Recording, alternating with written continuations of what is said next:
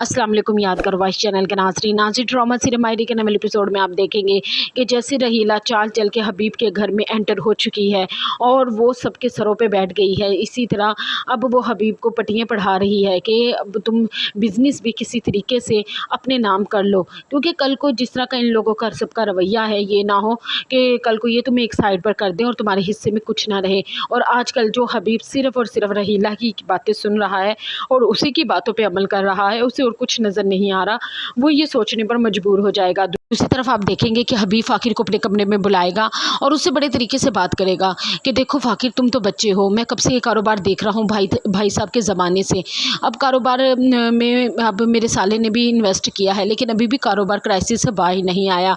अब कुछ टैक्सेस हैं जो हमें देने पड़ेंगे कंपनी को बचाने के लिए, वरना हमारी कंपनी डूब जाएगी। और तुम्हें अभी इन मामले में कुछ नहीं पता, तुम अपनी पढ़ाई मुकम्मल करो और कंपनी की जो फ़ाइल है वो मुझे दे दो। उस पर फ़ाकिर कहेगा कि चाचू, मैं उन लोगों में से नहीं हूँ जो हालात को देखकर एक साइड पर हो जाते हैं। मैं हालात का मुकाबला करूँगा और आप मुझे इतनी आसानी से बिज़नेस से साइड पर नहीं कर सकते। वापस जाने लगेगा तो सामने रहीला खड़ी होगी और वो फ़ाकिर को देखकर कहेगी कि मेरी मानो तो तुम कंपनी के कागजात अपने चाचू के नाम कर दो, इसी में तुम्हारा भला है।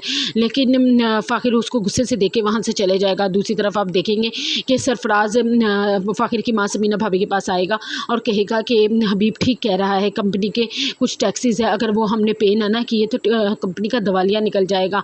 सरफराज की बात सुनकर फ़ाकिर की माँ फ़ाइल ढूंढने के लिए अपने कमरे में जाएगी, लेकिन फ़ाइल उसे पूरे कमरे में नहीं मिलेगी।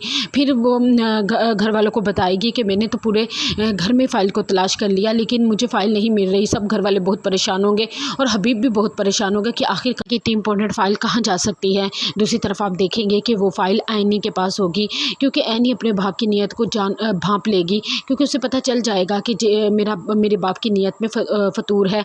और जिस तरीके से उसने अपनी दूसरी बीवी लाकर मेरे माँ के सर पे रख दी है, इसी तरीके से वो इस कंपनी को भी अपने नाम करके फ़ाकिर का भी सारा बिज़नेस हड़प करना चाहता है और हम सबको भी कंगला करना चाहता है। इसीलिए ऐनी उस फाइल को गायब कर देती है। जब हबीब को ये बात पता चलती है तो वो आयशा के पास जाता है और आयशा से कहता है कि ऐनी को कहो कि वो फ़ाइल लाकर मुझे दे दे, वरना याद रखना मैं तुम्हें, तो उसकी ज़बान लड़खड़ा जाएगी। फिर वो आयशा को कहेगा कि अगर ऐनी ने वो फ़ाइल मुझे ना दी तो आयशा, मैं तुम्हें तलाक दे दूँगा। आयशा ये बात सुनकर दंग की दंग ही रह जाएगी।